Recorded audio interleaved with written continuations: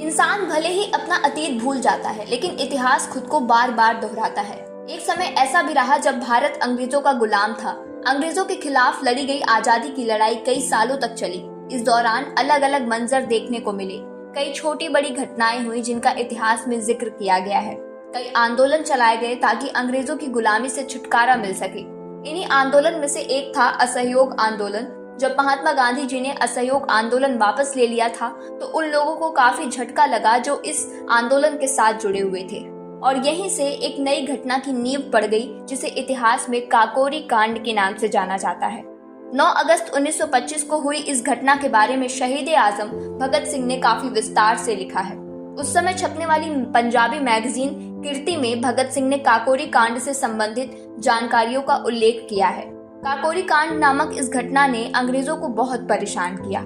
काकोरी कांड के लिए राम प्रसाद बिस्मिल, अशफाक उल्ला खां, राजेंद्र नाथ लाहिड़ी, ठाकुर रोशन सिंह, शचीन्द्र नाथ सान्याल, मनमथ नाथ गुप्त, जोगेश चंद्र चटर्जी, गोविंद चरणकार, सुरेश चंद्र भट्टाचार्य, राजकुमार, विष्णु शरण दुबलिस और राम दुलारे जैसे प्रमुख नायकों को हमेशा याद किया जाता है, और भगत सिंह ने अपनी पंजाबी पत्रिका कीर्ति में इन सब का परिचय भी दिया है।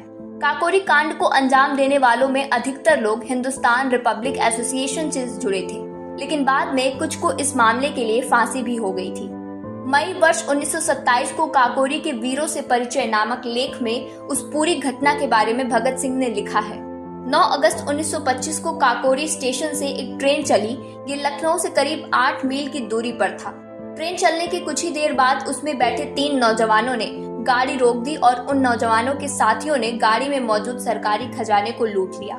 उन 3 नौजवानों ने बड़ी चालाकी से ट्रेन में बैठे अन्य यात्रियों को धमका दिया और समझाया कि उन्हें कुछ नहीं होगा, बस शांत रहें। लेकिन दोनों तरफ से गोलियां चल रही थी और इसी दरमियान एक यात्री ट्रेन से उतरा और गोली लगने से उसकी मौत हो गई।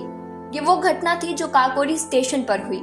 इसके बाद अंग्रेजों ने इस घटना की जांच बैठा दी। सीआईडी ऑफिसर हार्टन को जांच पड़ताल में लगा दिया गया।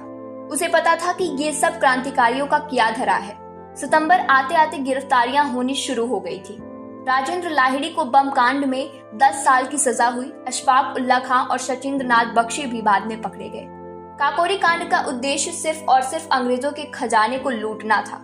वहीं जब अधिकतर लोग पकड़े गए तो 10 महीने तक मुकदमा अदालत में चला, यहाँ तक कि फांसी की नौबत आ गई।